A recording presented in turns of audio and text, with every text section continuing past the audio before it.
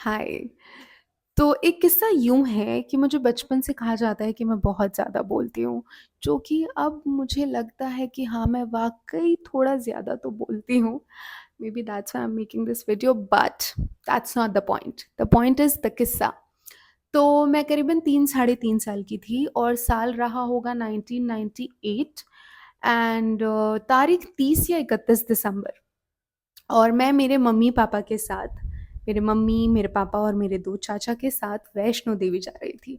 उस साल वैष्णो देवी में काफ़ी बर्फ़ गिरी थी, बहुत ज़्यादा ठंड थी और मेरी मम्मी ने डिसाइड किया था कि वो तो भाई कटरा से चढ़ के ऊपर जाएँगी वैष्णो देवी।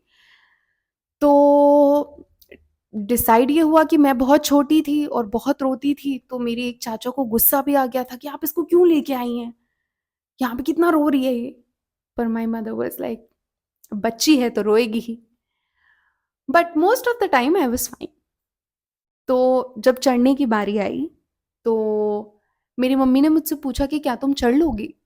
तो मैंने उन्हें कहा हाँ, मैं चढ़ लूँगी। पर जैसे मैंने चढ़ना शुरू किया मैं थक गई। तो उस टाइम अब मुझे नहीं पता ये सिस्टम अभी भी वैष्णो देवी में है या नहीं, पर उस वक़्त ऐसा सिस्टम था कि वैष्णो देवी में पिट्ठू हुआ करते थे। तो पिट्ठू used to be those people जो लोगों को अपनी पीठ पे बिठा के ऊपर पहुँचाते थे, मोस्टली बच्चों को। एंड तो मेरे पापा ने डिसाइड किया कि ठीक है, एक पिट्ठू कर लेते हैं और मुझे उस पे बिठा देते हैं। अब मेरी मम्मी बताती हैं कि वो पिट्ठू एकदम एक राजकुमार जैसा दिखता था। मुझे तो बिल्कुल उस पिट्ठू की शक्ल याद नहीं है।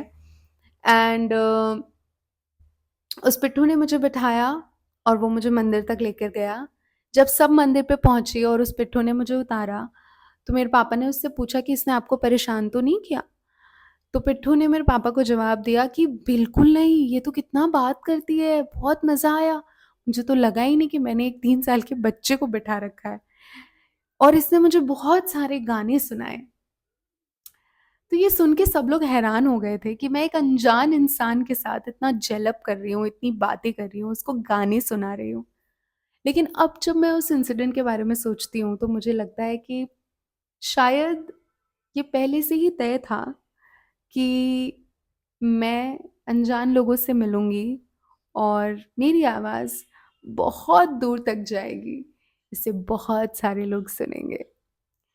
जब मैं उसे वहाँ पे जब उस पिट्ठू ने मुझे उतारा, तो मुझे ये तो नहीं पता था कि वो कैसा दिखता है, क्या करता है।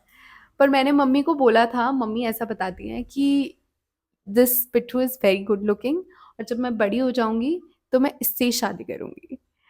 अब क्योंकि मुझे उस पिट्ठू की शक्ल याद नहीं, तो मैं बिल्कुल मैच नहीं कर सकती कि वो बात सच हुई कि नहीं। पर मुझे वो गाना याद है जो मैंने उस पिट्ठू को सुनाया था, वो राजा हिंदुस्तानी मूवी का ये गाना था कि आए हो मेरी ज़िंदगी में तुम बहार बनके, मेरे दिल में यूं ही रहना,